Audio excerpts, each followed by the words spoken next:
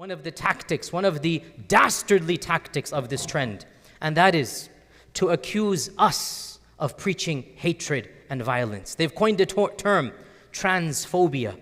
If you dare don't agree with this sentiment, then you are somebody who's acknowledging, somebody who's embracing racism, somebody who's wanting to prove hatred. And this is completely untrue. They accuse us of bigotry and hatred and potentially calling for violence. But we respond back. Inventing terms, transphobia, doesn't change biological facts. We're telling you biological facts. Forget even scripture, you're not Muslim. Okay, forget even scripture. You can invent whatever term you want. We are speaking biological truths here. Also, disagreeing with a lifestyle does not mean you are preaching hatred. We need to say this loudly and clearly. Disagreeing with a lifestyle does not mean we are preaching hatred, much less violence. For centuries, we are saying we don't drink alcohol. Are we preaching hatred of all the people who drink beer, who drink alcohol? No, of course not. That's their business, they're doing it. We don't drink alcohol. Allow us that freedom and right. Nobody invented the term alcohol phobia, Muslims are alcohol phobic. No.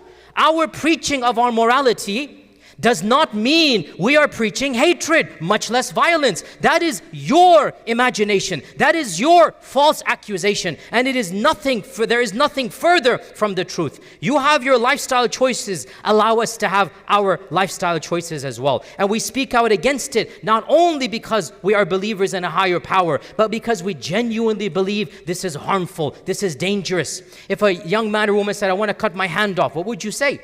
If a young man or woman said, I want to cut my leg off, what would you say? We would come together and say, no, don't do this, it's wrong. Well then, if they want to cut their genitalia off, all of a sudden it becomes sacred under law. It's the same principle. What your Lord has gifted you is a gift. How your Lord created you is a gift unto you. And appreciate that gift and accept Allah Azza wa Jalla's blessings upon you.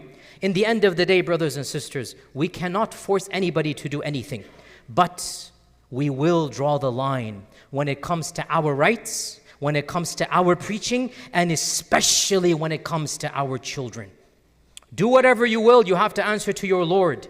But when you drag in your promiscuity and you show us drag queens in our own public schools and our own public spaces, when you spoon feed our children to begin questioning their gender at the age of 5 or 6, well then no.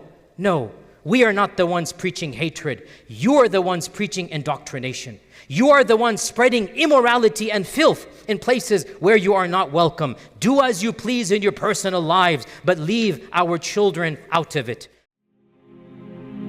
فيا ذلي ويا خجلي إذا ما قال لي ربي أما استحييته تعصيني ولا تخشى من العتب وتخفي الذنب عن خلقي وتأبى في الهوى قربي فتب مما جنيت عسى تعود إلى رضا الرب تعود إلى رضا الرب